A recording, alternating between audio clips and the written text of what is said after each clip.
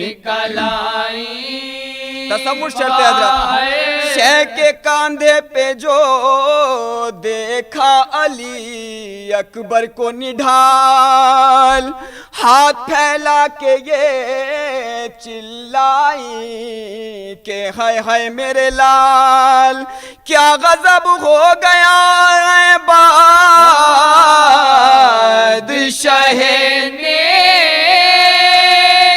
خساس آیا نہ میرے بچے کو 18 سال راس آیا نا میرے بچے کو 18 سال ٹکڑے تے ہو سے بدن ہو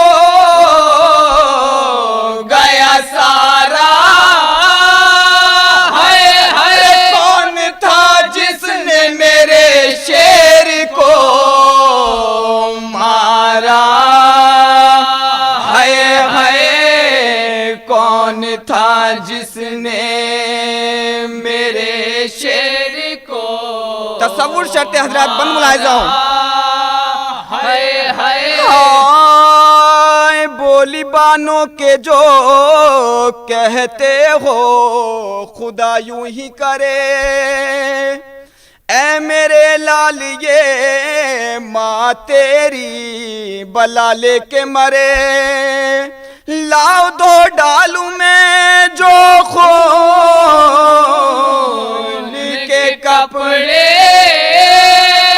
ہیں بھرے چاند سے ہاتھ ہیں پھر کس لیے چھاتی پہ دھرے چاند سے ہاتھ بیت ملاحظہ حضرت تصور شرط پھر کس لیے چھاتی پہ دھرے مجھ کو معلوم ہوا خلق سے جاتے ہو تو میرے رونے کے سبب زخم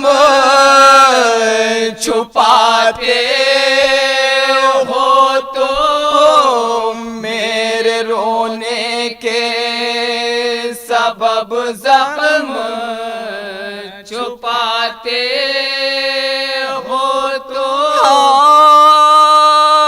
بانو صدمے سے نہ مر جائے یہ ڈر ہے بیٹا سب تیرے دل کی میرے دل کو خبر ہے بیٹا ہاتھ سینے پہ تیرا خون میں تر ہے بیٹا پھر یہ کیا ہے جو نہیں زخم جگر ہے بیٹا پھر یہ کیا ہے جو نہیں زخم جگر ہے بیٹا سناتا ہے بدن جان چلی جاتی ہے اس لہو سے تو میرے دودھ کی بو آتی ہے اس لہو سے تو میرے دودھ کی بو آتی ہے حضرات سوزخانی کے بعد آئیے اب خطابت کے لیے میں بہت ہی ادب و احترام کے ساتھ دعوت دے رہا ہوں حجت الاسلام مولانا حبیب حیدر صاحب کو کہ وہ ممبر پہ تشریف لائیں اور آج کی مجلس کو خطاب کریں. اعوذ باللہ من الشیطان اللعین الرجیم بسم اللہ الرحمن الرحیم الحمد للہ رب العالمین والصلاة والسلام علی اشرف الانبیاء والمرسلین سید الاولین والآخرین شفیع المذنبین ابی القاسم المصطفیٰ محمد وخاتم النبیین واہل بیتہ الطیبین الطاہرین المعصومین المظلومین المنتجبین ولعنۃ اللہ علی اعدائہم اجمعین اما بعد فقد قال اللہ سبحانہ فی کتابہ المبین وہو اصدق الصادقین بسم اللہ الرحمن الرحیم هل يستوی الذین یعلمون والذین لا یعلمون. صلوات پڑھے محمد.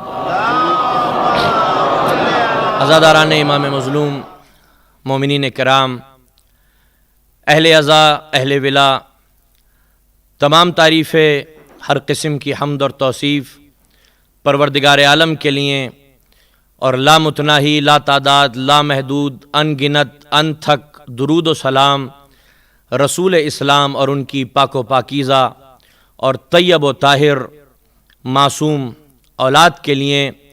میری تقریر کا موضوع ہے علم اور علی، اور اپنی تقریر کا آغاز میں امیر المومنین علی ابن ابی طالب علیہ الصلاۃ والسلام کے اس جملے سے کرنا چاہوں گا کہ جس میں امیر المومنین نے فرمایا کہ پروردگار علی تیری اس تقسیم پر راضی ہے کہ تو نے علی کو علم دیا ہے اور علی کے دشمنوں کو دولت دی ہے.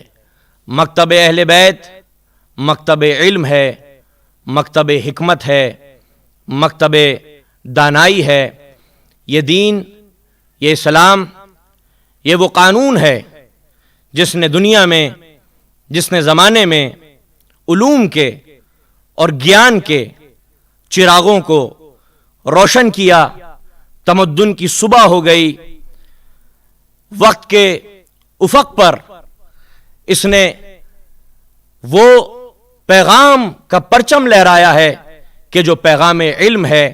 رسول اسلام سید المرسلین طٰہٰ، یاسین، مزمل و مدثر کی زبان پاک سے یہ کلمات صادر ہوئے کہ لوگوں، دنیا والوں، جان لو کہ علم کا حاصل کرنا اسلام کے اندر عبادت ہے، اس پر عمل کرنا جہاد ہے، اس کا غیر عالم کو پڑھانا اور بانٹنا، گیان کو دنیا میں پھیلانا یہ صدقہ ہے.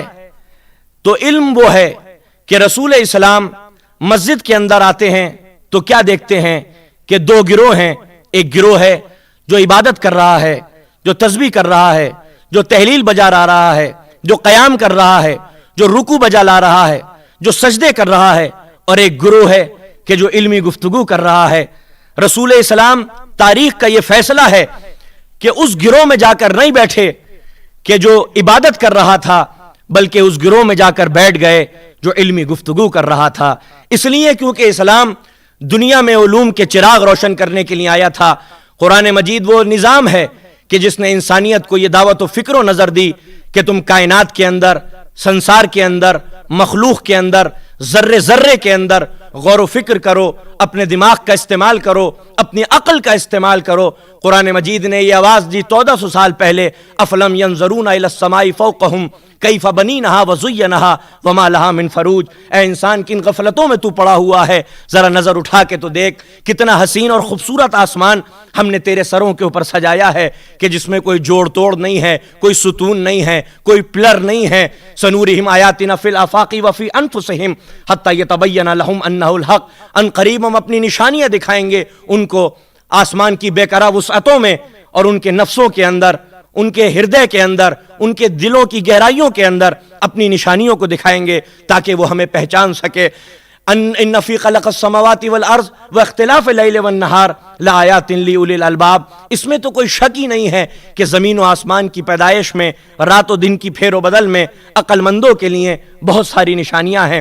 قرآن مجید نے عقل کو ایڈریس کیا ہے انسان کے، کہ انسان، قرآن مجید یہ کتاب یہ اس لیے نازل نہیں کی ہے ایشور نے کہ تم ان کو طاق دیوار کی زینت بنا لو، بلکہ یہ ایشور نے یہ اس لیے نازل کی ہیں تاکہ تم انہیں طاق دیوار کی زینت بناؤ، ان کے اندر غور و فکر کرو. اگر آپ قرآن مجید پڑھیں تو بار بار قرآن مجید میں یہ آیت ریپیٹ ہوتی ہے کہ افلا یتدبرون القرآن، تم قرآن مجید میں غور و فکر کیوں نہیں کرتے. امیر المومنین 1400 برس پہلے ممبر کی بلندیوں پر جانے کے بعد لوگوں کو، ان کے ضمیروں کو جھنجھوڑ کر کہتے ہیں، عقل و شعور کو ان کو دعوت دیتے ہیں کہ سلونی سلونی قبل ان تفقدونی، تم پوچھتے کیوں نہیں، تم سوال کیوں نہیں کرتے؟ قرآن نے کہا فاسألوا اہل الذکر ان کنتم لا تعلمون، تم سوال کرو اگر نہیں جانتے ہو، اس لیے کیونکہ جب تک تم سوال نہیں کرو گے تب تک باب علم نہیں کھلے گا، اس لیے کیونکہ ہم ایک ایسا معاشرہ قائم کرنا چاہتے ہیں، ایک ایسی سوسائٹی بنانا چاہتے ہیں، ایک ایسا سماج بنانا چاہتے ہیں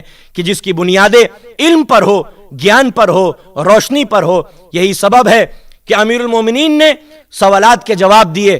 محلوں میں بیٹھ کر، شبستانوں میں بیٹھ کر علم کی باتیں کرنا اور ہوتا ہے، لیکن میدان کارزار میں، رن بھومی میں، جہاں تلوار سے تلوار ٹکرا رہی ہو، جہاں خون کی بارش ہو، اس اسنا میں کسی نے آ کے کہا یا علی ایک سوال کرنا چاہتا ہوں، وہ علی کی تلوار، وہ ذوالفقار کہ جسے کوئی ڈھال نہ روک سکی، اسے ایک سوال نے روک دیا۔ امیر المومنین نے فرمایا پوچھ تیرا کیا سوال ہے؟ کہا میں نے یہ سنا ہے کہ آپ جو یہ جنگیں جیتتے ہیں یہ آپ اس ذوالفقار کی بنا پر جیتتے ہیں، آپ کے پاس جو یہ تلوار ہے اس کی بنا پر آپ یہ جنگیں جیتتے ہیں۔ امیر المومنین نے الوداعی نظر تلوار پر ڈالی اور مد مقابل سپاہی کو دے دی۔ وہ مسکرا کے کہتا ہے یا علی میں تو آپ کو ایک کوہنا مشق سپاہی سمجھتا تھا کہ رن بھومی میں بھی کوئی اپنی تلوار دیا کرتا ہے۔ علی نے مسکرا کے کہا تو کیا سمجھتا ہے کہ ہم تلوار کے بلبوتے پر جیتتے ہیں؟ ہم تلوار کے بلبوتے پر نہیں، ہم کردار کے بلبوتے پر جیتا کرتے ہیں۔ صلوات پڑھ دے محمد و آل محمد۔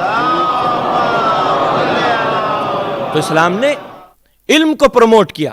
امیر المومنین یقیناً ان کی تعریف یہ کی جاتی ہے کہ خندق کو پاٹنے والے، خیبر کو اکھاڑنے والے، بلونت و ساونت و سورما علی، لیکن یہ پہچان یہ مکمل پہچان نہیں ہے، بلکہ حقیقی اور اصلی پہچان امیر المومنین کی یہ ہے کہ انسانیت کے سب سے بڑے معلم کا نام علی ابن ابی طالب ہے، کہ جس نے گیان پھیلایا، جس نے علم پھیلایا۔ کوئی شاخ علم ایسی نہیں، کوئی برانچ آف نالج ایسی نہیں اس 20ویں صدی کی یا قدیمی علوم کی جس کی بنیاد امیر المومنین نے علی ابن ابی طالب نے نہ رکھی ہو، یا پھر جس کی نشو و نما میں اپنا بھرپور کردار نہ ادا کیا ہو۔ یہی سبب ہے کہ امیر المومنین فرماتے ہیں کہ عجیب و غریب ہے یہ انسان کہ جو گوشت سے بولتا ہے، ہڈی سے سنتا ہے اور چربی سے دیکھتا ہے۔ دنیا کی سمجھ میں نہ آ سکا کہ 1400 برس پرانا عرب کا ایک انسان ہے، اسکالر ہے، کہ جو یہ کہہ رہا ہے کہ عجیب و غریب ہے یہ ایشور کی مخلوق بنام انسان کہ جو چربی سے دیکھتا ہے، ہڈی سے سنتا ہے اور گوشت سے بولتا ہے۔ اس دور کے سماج کے ذہنوں میں یہ بات نہ سما سکی کہ علی یہ کیسی باتیں کر رہے ہیں کہ ہڈی سے سنتا ہے اور چربی سے دیکھتا ہے۔ لیکن ایک رسالہ 40 برس پہلے شائع ہوا، اس کے اندر یہ رپورٹ پائی گئی کہ امریکہ کے اندر ایک ڈاکٹر نے چند مریضوں کو ایک گولی دی کہ جس کے نتیجے میں ان لوگوں کی بینائی چلی گئی۔ جب بینائی چلی گئی تو ٹیسٹ ہوا کہ آخر کون سا ایسا دوائی کا سائیڈ افیکٹ تھا کہ لوگوں کی روشنی چلی گئی، آنکھوں کی بینائی چلی گئی۔ اس وقت تک یہ ڈسکوری نہیں ہوئی تھی کہ انسان کی آنکھ کے اندر چربی ہوا کرتی ہے، لیکن جب ٹیسٹنگ ہوئی تو پتہ یہ چلا کہ جو انسان کا ریٹینا ہوتا ہے، اس سے جو رگ جاتی ہے، جو دماغ سے متصل ہوتی ہے، اس پہ چربی کی کوٹنگ ہوتی ہے۔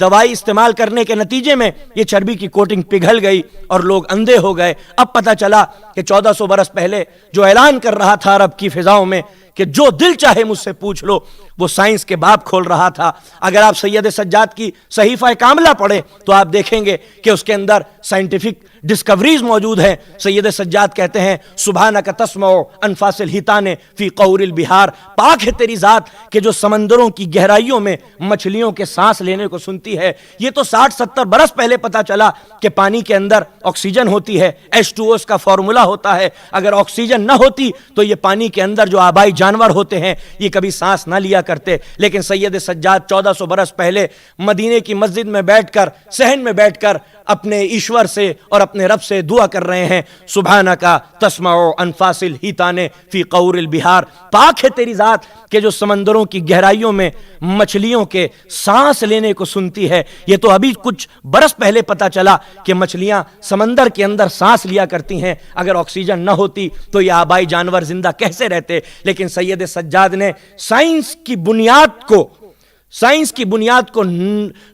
بنایا توحید کی بنیاد، یعنی توحید کو اندھ وشواس سے خدا کو مت سمجھو، ایشور کو مت سمجھو، بلکہ گیان کی روشنی میں، علم کی روشنی میں تمہیں ایشور کو سمجھنا ہے۔ یہ ہے علی ابن ابی طالب اور ائمہ اہل بیت کی سیکھ کہ خدا کو سمجھو، رب کو سمجھو، ایشور کو سمجھو، اس کی بھکتی کرو، لیکن علم کی روشنی میں، جہالت کی روشنی میں نہیں، کیونکہ دھرم کا کام ہے جہالت کے اندھیروں کو مٹانا تاکہ علم کی صبح ہو سکے، تمدن کی صبح ہو سکے۔ سید سجاد کہہ رہے ہیں سبحانک تسمع انفاس الحیتان فی قعور البحار، پاک ہے تیری ذات کے جو سمندر کی گہرائیوں میں مچھلیوں کے سانس لینے کو سنتی ہے۔ امیر المومنین علی ابن ابی طالب کا جو خطبہ ہے نہج البلاغہ کے اندر، نہج البلاغہ آپ کی وہ کتاب ہے جس میں آپ کے خطبے بھی ہیں، آپ کے خطوط بھی ہیں، آپ کے اقوال بھی ہیں، یہ آپ کے اقوال کا اور خطوط کا اور خطبوں کا معجزہ ہے۔ اس کا جو پہلا سرمن ہے، اس کا جو پہلا خطبہ ہے، اس کے اندر علی ابن ابی طالب نے کائنات کی تخلیق کو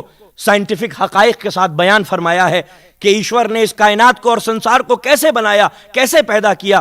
اس میں امیر المومنین کا ایک جملہ ہے کہ ایشور نے پانی سے ہر شے کو بنایا اور پانی کے اندر ایک ایسی ہوا چلائی کہ جو بانجھ تھی، ہماری سمجھ میں نہ آ سکا، لیکن سید سجاد نے اس راز کو فاش کر دیا کہ سبحانک تسمع انفاس الحیتان فی قعور البحار، پاک ہے تیری ذات کے جو سمندروں کی گہرائیوں میں مچھلیوں کے سانس لینے کو سنتی ہے۔ ایڈورڈ گبن کہ جو برطانیہ کا بہت بڑا مورخ تھا، بہت بڑا سائنسداں تھا، اس نے کتاب لکھی ہے، مشہور و معروف اس کی کتاب ہے، دنیا کے اندر اس کی کتاب ہے the decline and fall of Roman empire. اس میں وہ لکھتا ہے کہ جب میں نے علی ابن ابی طالب کے نہج البلاغہ کے پہلے خطبے کا مطالعہ کیا کہ جس میں امیر المومنین نے کائنات کی تخلیق کو سائنٹیفک حقائق کے ساتھ بیان فرمایا ہے، تو میں حیران رہ گیا۔ جس وقت دنیا سائنس کے سین سے نہ واقف تھی، اس وقت علی نے کائنات کی تخلیق کو سائنٹیفک فیکٹ کے ساتھ کیسے بیان فرما دیا۔ اب اس کا ایک تاریخی جملہ ہے، عبرتناک جملہ ہے، وہ کہتا ہے either Ali has created the universe اور the universe was created before the eyes of علی،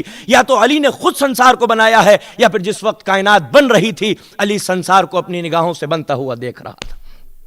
صلوات پڑھ دے محمد و آل محمد۔ تو اسلام مکتب اہل بیت یہ علم کا مکتب ہے۔ اسلام نے علوم کے چراغ دنیا میں روشن کیے ہیں۔ حضرت علی وہ ہیں کہ جنہوں نے ہر علم کی بنیاد رکھی ہے۔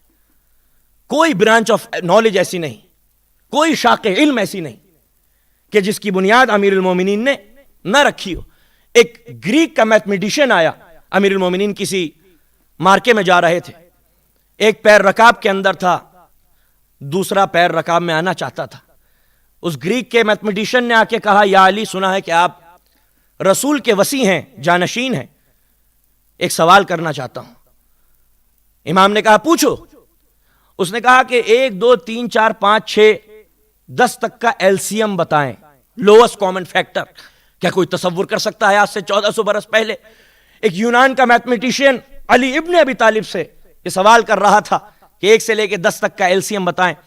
علی نے ابھی سانس نہیں لی تھی کہ مولا نے فوراً فرمایا کہ ہفتوں کے دنوں سے سال کے دنوں کو ملٹی پلائی کر دو، جو حاصل ضرب ہوگا وہ 1 سے لے کے 10 تک کا ایلسیم ہوگا۔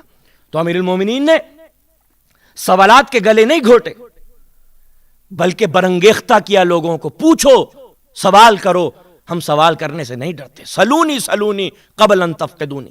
تو وہ دور ظلمت ہے جہاں سوالات کے گلے گھوٹے جاتے ہیں، اور وہ دور نور ہے جہاں عوام کے ذہنوں کو اور ان کے ضمیروں کو جھنجھوڑ کر یہ پوچھا جاتا ہے کہ سوال کیوں نہیں کرتے، مجھ سے پوچھتے کیوں نہیں؟ اس سے پہلے علی اٹھ کے تمہاری آنکھوں کے سامنے سے ہمیشہ ہمیشہ کے لیے چلا جائے، جو دل چاہے علی سے پوچھ لو، اس لیے کیونکہ علی زمین و آسمان کے راستوں سے واقف ہے۔ مسند بچھاؤ تو صحیح، پوچھو تو صحیح، اہل توریت کا فیصلہ توریت سے کر دوں، اہل انجیل کا فیصلہ انجیل سے کر دوں، اہل زبور کا فیصلہ زبور سے کر دوں، اہل قرآن کا فیصلہ قرآن سے کر دوں۔ آؤ تو صحیح، پوچھو تو صحیح، مسند بچھاؤ تو صحیح، اس لیے کیونکہ علم و فضل کے دریا میری ذات کی بلند کوثار سے نیچے بہتے ہیں، اور انسان کا طائر خیال میری عظمت کی بلندی تک پر نہیں مار سکتا۔ آؤ پوچھو، مجھ سے پوچھو۔ علی نے صرف قرآن کی تعلیم نہیں دی، فقہ کی تعلیم نہیں دی، جورسپروڈنس کی تعلیم نہیں دی، میتھمیٹکس کی تعلیم دی، فزکس کی تعلیم دی، ایسٹرونومی کی تعلیم دی، کیمسٹری کی تعلیم دی، بایولوجی کی تعلیم دی، ہیومن اناٹمی کی تعلیم دی۔ آج کا یہ جو دور ہے یہ علم کا دور ہے، یہ فراست کا دور ہے۔ آج کے دور والا انسان سمجھ سکتا ہے کہ 1400 برس پہلے جو یہ اوسیا گزرے ہیں، جو یہ ہمارے آئمہ گزرے ہیں، ان کا پیغام کیا تھا؟ کربلا نشر کیوں ہوئی، برپا کیوں ہوئی، امام حسین نے قیام کیوں کیا؟ اس لیے کیونکہ اہل بیت کے جو پرنسپلز تھے، جو ان کے سدھانت تھے، انہیں ختم کیا جا رہا تھا، انہیں فنا کیا جا رہا تھا۔ امام حسین نے حکومت کے لیے قدم نہیں اٹھایا، امام حسین نے انسانیت کی بقا کے لیے قدم اٹھایا ہے۔ اس لیے کیونکہ میں کہتا ہوں کہ حسین ابن علی مسلمانوں کی جاگیر کا نام نہیں ہے، انسانیت کے قیمتی ترین سرمایہ کو حسین ابن علی کہتے ہیں۔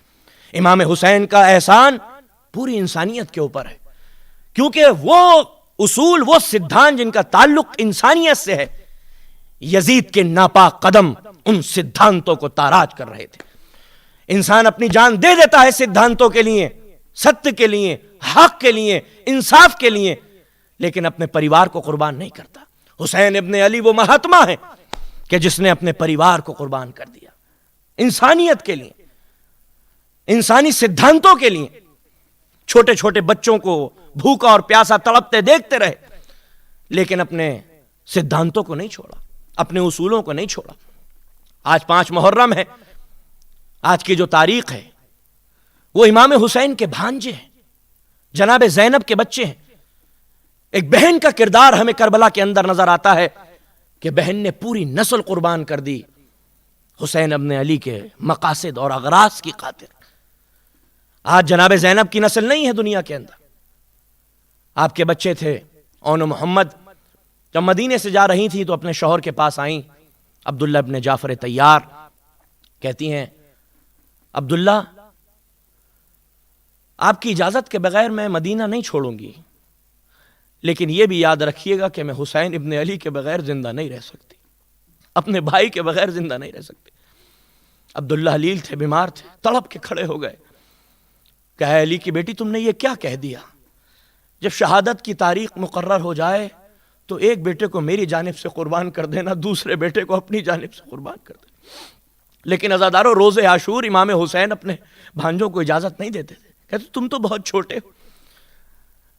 جناب زینب آئیں، دامن پھیلا کے کھڑی ہو گئیں، کہا بہن کی حیثیت سے نہیں آئی ہوں، سخی کے دروازے پر شہادت کی بھیک مانگنے آئی ہوں، میرے بچوں کو شہادت کی بھیک دے دے اے حسین۔ حسین لرز کے کھڑے ہو گئے، زینب ہم نے آپ کو مرتبے میں ماں فاطمہ زہرا سے کم نہیں سمجھا۔ امام حسین نے بچوں کو اپنے ہاتھوں سے سجایا، گھوڑے پر بٹھایا۔ راوی کے یہ جملے ہیں کہ بچے اتنے چھوٹے تھے کہ پاؤں رکابوں سے نکل جاتے تھے۔ دونوں بچے میدان کارزار میں آئے، تلواروں کو بے نیام کیا، سرکٹ کے ارض کربلا پہ گرنے لگے، ارض کربلا دور تک سرخ ہو گئی۔ پسر سعد کے خیمے کی تنابوں کو کاٹ دیا، پسر سعد بھاگا، دوڑا، اور یہ کہتا ہے اپنے فوجیوں سے اور سپاہیوں سے یہ جعفر طیار کے پوتے ہیں، یہ علی کے نواسے ہیں، ان کا مقابلہ ایسے نہیں کیا جائے گا۔ 5000 کا لشکر ان پیاسے بچوں پر ٹوٹ پڑا۔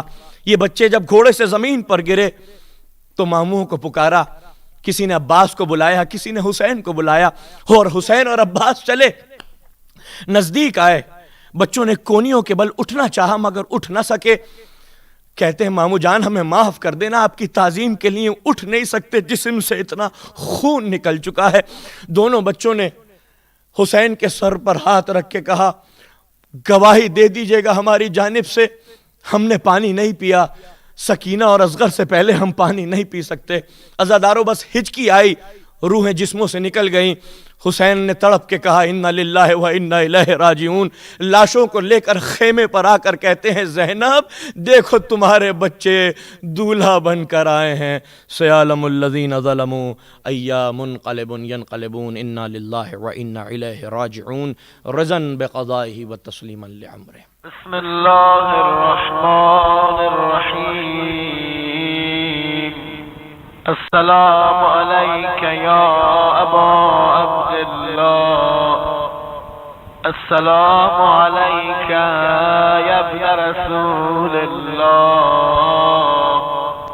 السلام علیک یا ابن امیر المؤمنین وابن سید الوسیین، السلام علیک یا ابن فاطمة الزہراء، سيدة نساء العالمين.